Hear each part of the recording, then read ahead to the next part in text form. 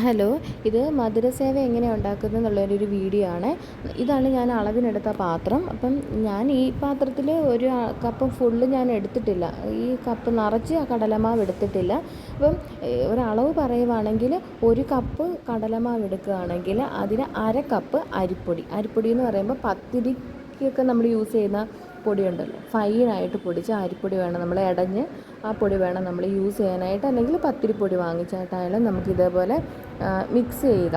ഉപ്പും കൂടെ ചേർത്ത് ചെറിയ ചൂട് വെള്ളത്തിൽ നല്ലതുപോലെ മിക്സ് ചെയ്യുക. നമ്മൾ ചപ്പാത്തിക്കൊക്കെ കുഴയ്ക്കുന്ന ഒരു പരുവമുണ്ടല്ലോ, അതേപോലെ കുഴച്ചെടുക്കുക. അതായത് ഒരു കപ്പ് നിറച്ച് കടലമാവ് എടുക്കുകയാണെങ്കിൽ ഈ പരുവത്തിൽ വരുവേ. കടലമാവ് എടുക്കുകയാണെങ്കിൽ അതിന് അര കപ്പ് അരിപ്പൊടി ചേർക്കുക, ഉപ്പും ചേർത്ത് കുഴച്ച് ഈ പരുവത്തിലാക്കുക. അതിനുശേഷം നമ്മുടെ ഇടിയപ്പം ഉണ്ടാക്കുന്ന ഇടിയപ്പത്തിൻ്റെ സേവനാഴി ഉണ്ടല്ലോ, അപ്പോൾ നമ്മളിത് വാങ്ങിക്കുമ്പോൾ തന്നെ അതിന് കൂട്ടത്തിൽ കുറേ അച്ച് കിട്ടും. അതിൽ ചെറിയ ഈ ഇടിയപ്പത്തിനേക്കാളും ഇച്ചിരിയുടെ വലുപ്പമുള്ള അച്ച്, അതാണ് നമ്മുടെ മധുരസേവയ്ക്ക് വേണ്ടിയിട്ട് യൂസ് ചെയ്യുന്നത്. അപ്പോൾ ആ അച്ചിട്ടിട്ട് ഇതേപോലെ എണ്ണ നന്നായിട്ട് ചൂടായിട്ട് ഇടുക, ഇതിട്ട് കൊടുക്കുക. ഈ ഒരു പരുവത്തിൽ ഒരു ബ്രൗൺ കളറാകുമ്പോഴത്തേന് നമ്മളത് കോരിയെടുത്ത് ഇതേപോലെ ഒരു ടിഷ്യൂ പേപ്പറിൽ വെക്കുകയാണെങ്കിൽ അതിൻ്റെ എണ്ണ അങ്ങ് വലിഞ്ഞോളും. നമ്മൾ ശ്രദ്ധിക്കേണ്ട കാര്യം എന്ന് വെച്ചാൽ എണ്ണ നല്ലതുപോലെ തിളച്ചതിന് ശേഷം മാത്രമേ ഈ മാവ് അതിലോട്ട് ഇടാൻ പാടുള്ളൂ, അല്ലെങ്കിൽ ഈ മാവ് അങ്ങ് എണ്ണ വലിച്ചെടുക്കും.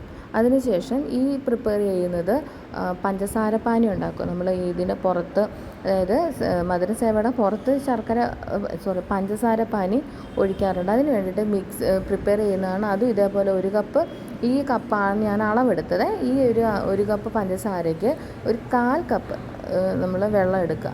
ഏത് കപ്പാണെങ്കിലും കുഴപ്പമില്ല, നമ്മുടെ ആവശ്യം അനുസരിച്ച് പഞ്ചസാര എടുക്കുക. അത് ഏത് പാത്രത്തിലാണോ എടുത്തത് അതിൻ്റെ ഒരു 1/4 ഭാഗം മാത്രം വെള്ളം ഒഴിച്ച് അതിലേക്ക് ഞാൻ ഇട്ടത് ചുക്കുപൊടി ഇട്ടിട്ടുണ്ടായിരുന്നു, അത് വീഡിയോ എടുക്കാൻ പറ്റിയില്ല, ഏലക്കാപ്പൊടി ഇട്ടിട്ടുണ്ടായിരുന്നു, ജീരകപ്പൊടി ഇട്ടിട്ടുണ്ടായിരുന്നു. അപ്പം ഇതൊരുമാതിരി ഒരു ചെറിയൊരു നൂൽപ്പരുവം ആകുമ്പോഴത്തേനും നമുക്ക് വാങ്ങാം. ഒരുപാടങ്ങ് നൂൽപ്പരുവം ആവരുത്, ചെറിയൊരു നൂൽപ്പരുവം ആകുമ്പോഴത്തേക്കും നമുക്ക് എടുക്കാം. ഇതേപോലെ നമ്മൾ പ്രിപ്പയർ ചെയ്ത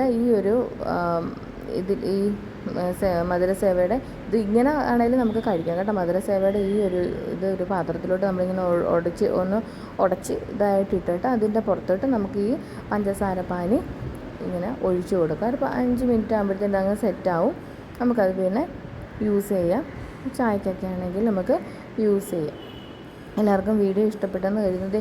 ഇതുകൊണ്ട് ഈ പൊടികളെന്നൊക്കെ പറയുന്നത് ജീരകത്തിൻ്റെയൊക്കെ പൊടിയാണ് കേട്ടോ. ചുക്കുപൊടിയും ജീരകപ്പൊടിയും ഒക്കെയാണ് ഇങ്ങനെ കിടക്കുന്നത്.